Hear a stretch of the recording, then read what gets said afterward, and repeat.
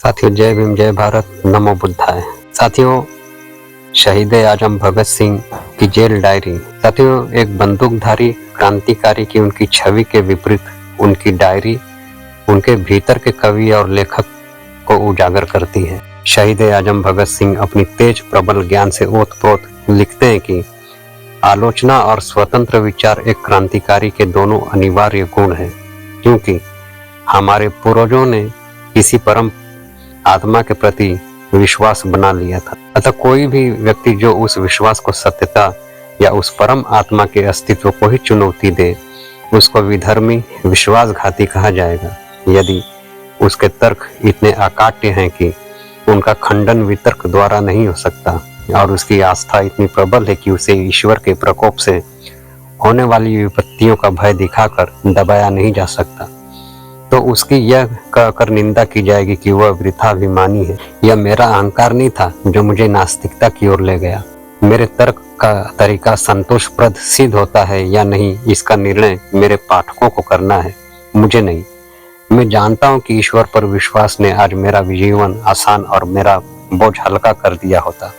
उस पर मेरे अविश्वास ने सारे वातावरण को अत्यंत शुष्क बना दिया है। थोड़ा सा रहस्यवाद इसे कवित्वमय बना सकता है, किंतु मेरे भाग्य को किसी उन्माद का सहारा नहीं चाहिए। मैं यथार्थवादी हूँ। मैं अंत प्रकृति पर विवेक की सहायता से विजय चाहता हूँ।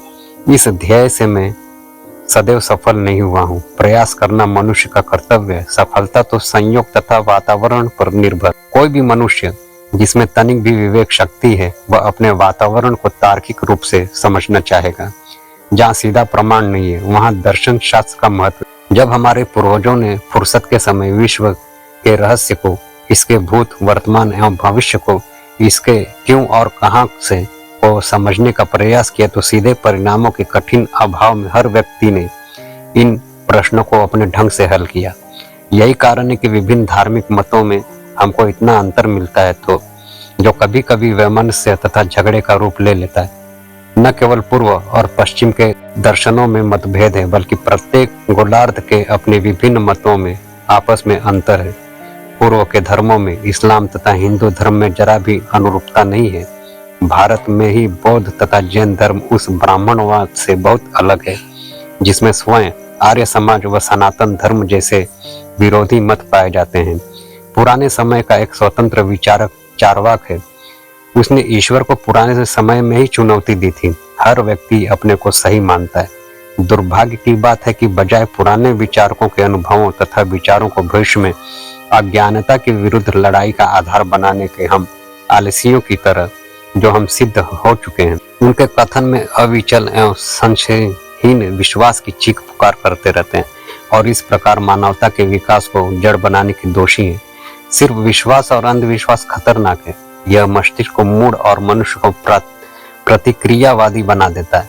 जो मनुष्य अपने को यथार्थवादी होने का दावा करता है, उसे समस्त प्राचीन रूढ़िगत विश्वों को चुनौती देनी होगी। प्रचलित मतों को तर्क की कसौटी पर कसना होगा। यदि वे तर्क का प्रहार न सह सके, तो टुकड़े टुकड़े होकर गिर पड़ेगा।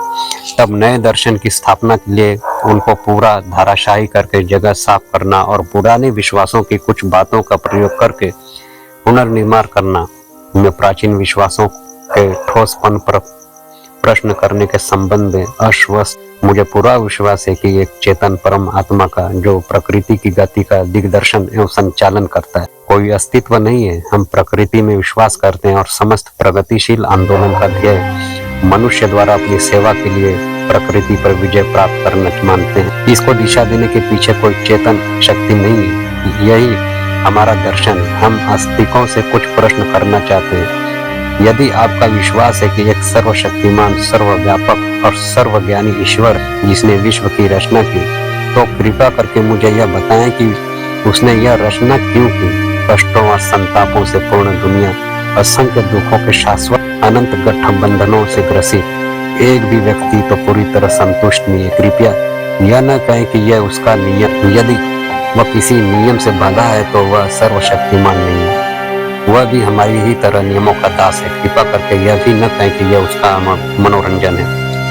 नीरो ने बस एक रोम जलाया था, उसने बहुत बड़ी संख्या में लोगों की हत्या की थी। उसने तो बहुत बड़ा थोड़ा दुख पैदा किया अपने पूर्ण मनोरंजन के लिए। उसका इतिहास में क्या स्थान है? उसे इतिहासकार किस नाम से बुलाते हैं? सभी विषैले विशेषण उस पर बरसाए जाते हैं। पन्ने उसकी निंदा के वाक्यों से काले पुते हैं, भर्त्सना करते हैं। नीरो एक हृदयहीन, निर्दयी, दुष्ट, एक चंगेज खान ने अपने आनंद के लिए कुछ हजार जानें ले ली और आज हम उसके नाम से घृणा करते हैं। तब किस प्रकार तुम अपने ईश्वर को न्यायोचित ठहराते हो? उस शासक नीरो को जो हर दिन, हर घंटे और हर मिनट असंख्य दुख देता रहा और अभी भी दे रहा है, फिर तुम कैसे उसके दुष्कर्मों का पक्ष लेने की सोचते हो, जो चंगेज खान से प्रत्येक क्षण अधिक है? क्या यह सब बाद में उन निर्दोष कष्ट सहने वालों को पुरस्कार और गलती करने वालों को दंड देने के लिए हो रहा?